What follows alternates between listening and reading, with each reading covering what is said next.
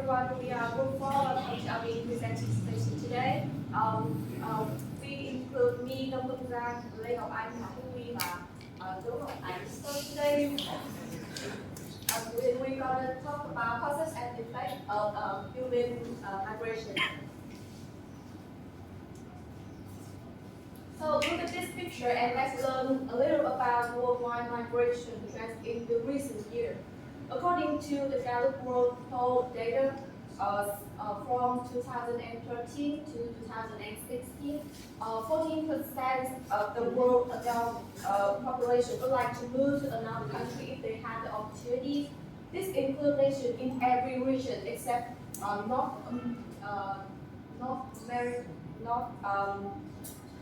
America, Asia, and Oceania. Nearly 147 million adults designated the United States as the desired future resident.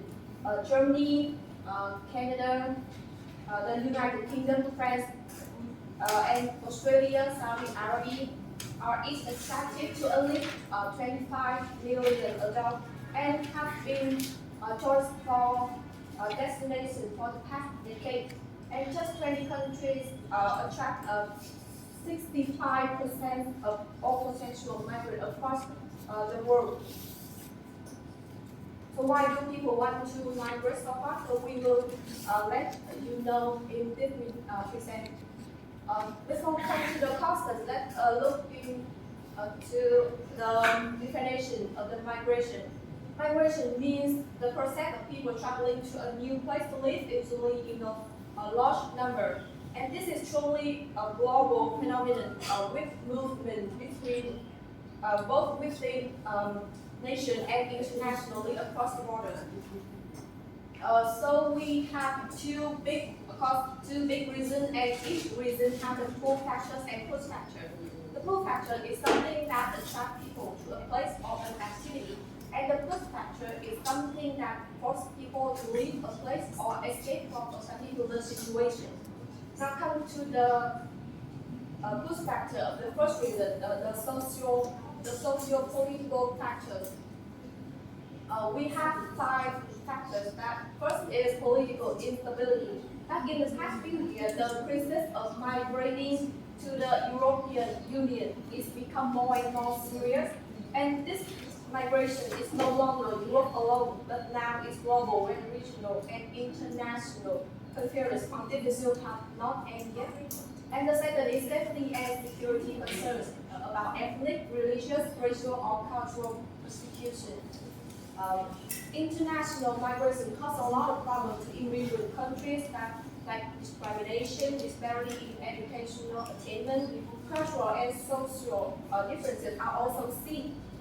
For the conflict, even the breaking the law, causing instability in the security for those countries for a long time.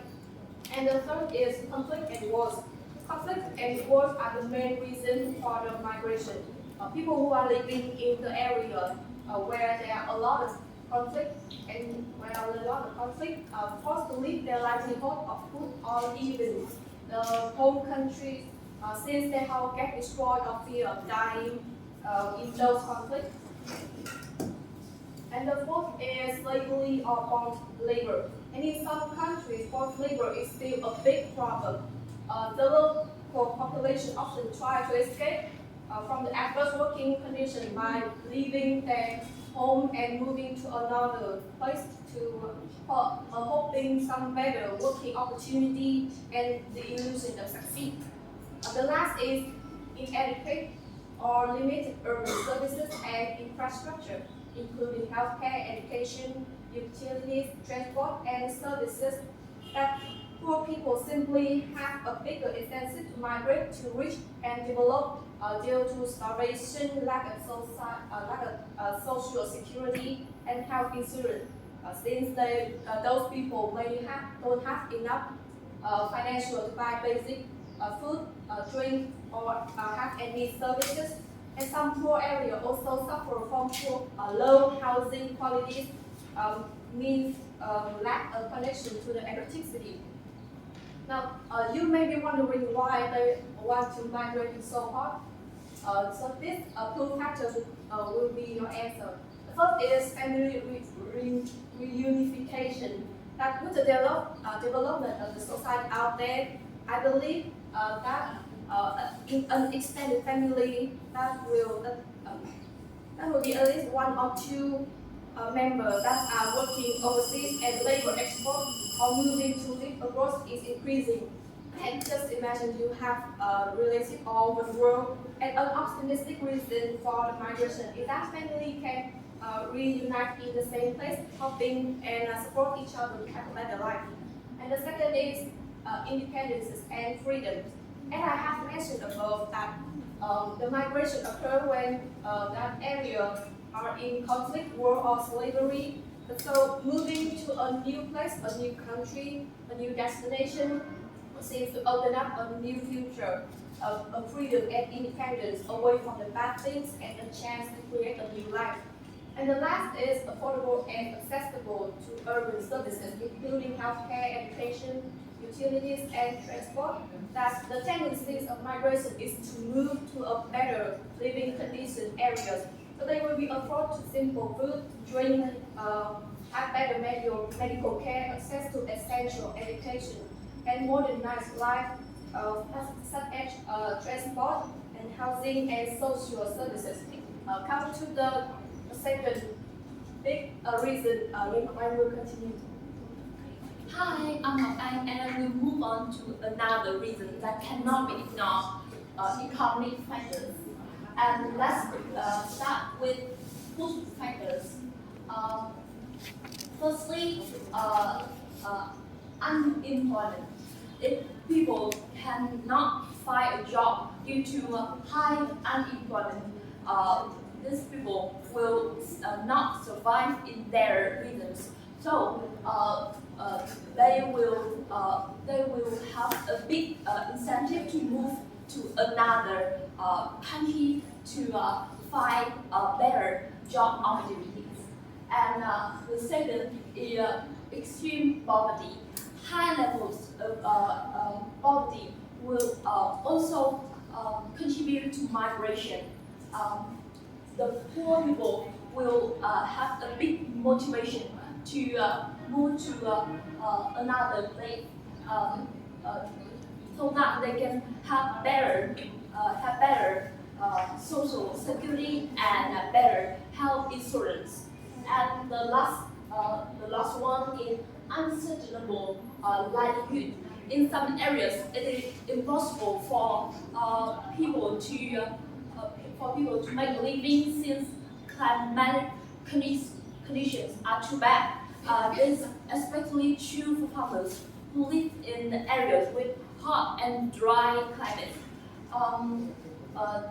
The farmers will not harvest enough crops to provide for their families because they do not have sufficient water to irrigate their fields, and making things worse due to global warming. The average temperature increase and the water shortage become more and more serious. And many farmers will lose their livelihood due to that. Eventually, they are required to move to another place that had a favorable climate for farming. And now we will continue with proven factors. Firstly, job opportunities. Job opportunities. In rich regions, more and more companies and industries are established that broaden the job market and creates greater employment opportunities. The research reveals that 70% of young people graduating from college decide to work for firms in developed areas. And the second one is public service.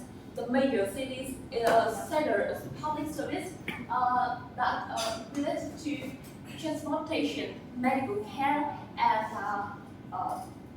entertainment, which benefit everyone, ensuring good health and bright future for children. And so people in big cities have easier access to such service than those in rural areas. For example, 90% of transport infrastructure and medical facilities in Sudan in cities. So this clearly demonstrates that people move to the cities in search of these facilities. And the last but not least, the pursuit of specialized education. To be specific, tutors reputable university and colleagues are located in big cities. So that attracts students to move from rural to big cities. And then the next part will be presented by Reed. Welcome, Reed. So now let's delve into the effects of migration on big cities, which will be presented by myself and Donghai. So initially, I want to reach into the economic effects of the migration, the pros and cons of it. So firstly, let's talk about the positive effects. So the first effect related to economy is the increasing human resources for the labor market in urban areas. As a matter of fact, cities require a large number of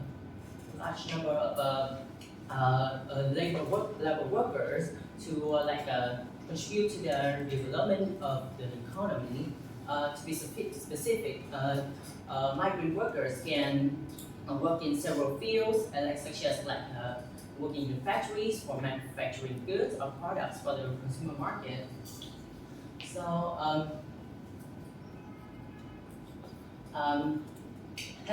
so therefore, the influx of migrants into big cities will help to ease the burden of seeking the solution to the shortage of human resources for the urban industry.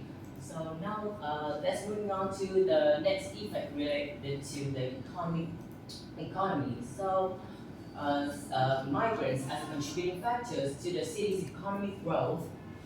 So now let's divide the contribution into two aspects: supply and demand. So in terms of total supply, migrants as workers participate directly in manufacturing goods and products for the consumer market. On the other hand, in terms of total demand,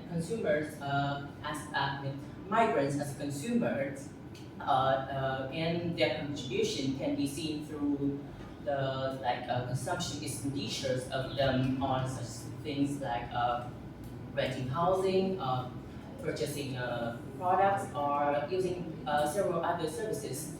So now let's have a look at these figures from the McKinsey Global Institute.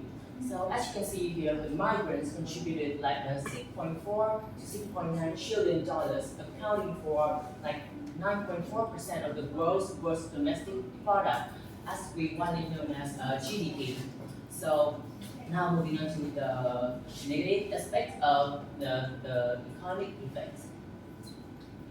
So despite all the aforementioned positive points, so there will be the cons of the economic impact of migration, which I want to mention about is the pressure that they create on the employment in big cities. So the underemployment in big cities, which actually existed for a long time, is now becoming more serious due to the rural to urban migrants, which makes the number of people in need of job vacancy every year increase rapidly. As a result, the stiff competition for city workers and migrant workers becomes more intense. So for the latter part of my presentation, I will lead you to the environmental effects of it. So the first thing I want to mention about is the clean water shortage. One of the most severe challenges we've been facing recently is the availability of clean water for all of the people in the cities. So the influx of migrants coming to big cities will place a great demand for water resources, and this can be followed by associated increase in the demand for wastewater treatment facilities, and this lack of such facilities may result in the increased risk of untreated waste or contaminated water, rendering more sources of waters unusable for the city citizens. So the next effect I want to mention about is the rise in the amount of CO2 level emissions level.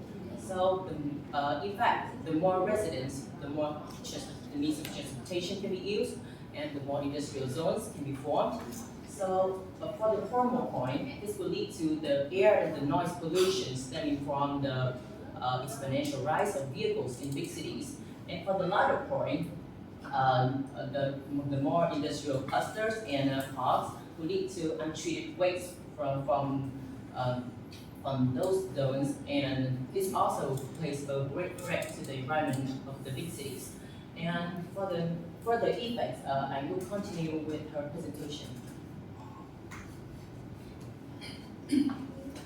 My name is Noai. So now I want to mention some effect in societies. And we see that by living in the foreign country, people have more opportunity to know and understand the other cultures. To illustrate, we can find out the difference in the traditions, food and personal habits when living in the cities. This is living in the city. For example, when talking in American, people can completely disagree with the opinions of the opponent and make the constructive contributions. However, in Asian country, people are less likely to show the disagreement. They might show the signal of some expressions.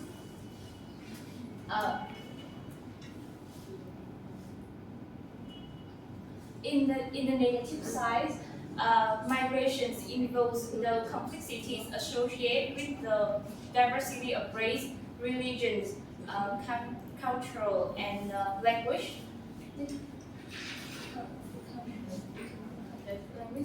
It can pose a risk to the social cohesion and the control, and to the safety and security of the residents. It can lead to the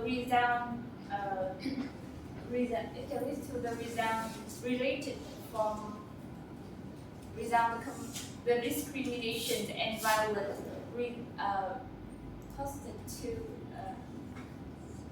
and discriminations resulting the discrimination. According to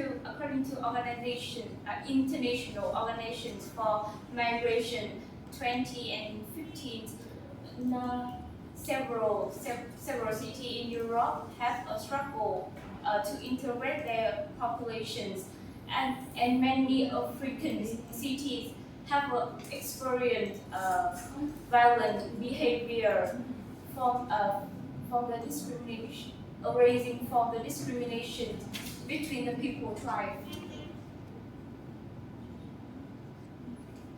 So, in addition, urban infrastructure and services in the whole cities are under the pressures. One of the most biggest challenges is providing affordable and adequate housing for the migrants. Housing for migrants.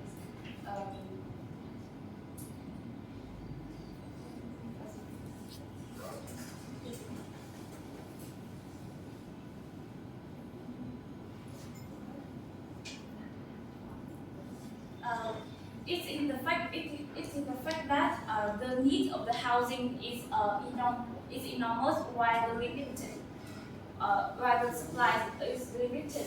That results in the exorbitant of housing price and severely the city inability to cater to the housing supply for its population in the formation of slum and inadequate informal settlements.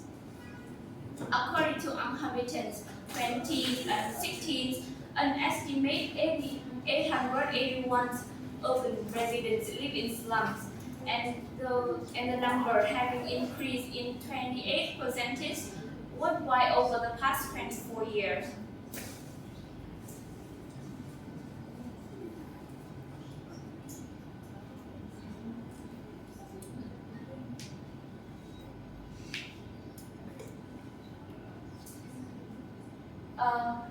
In the education, soaring the immigrants,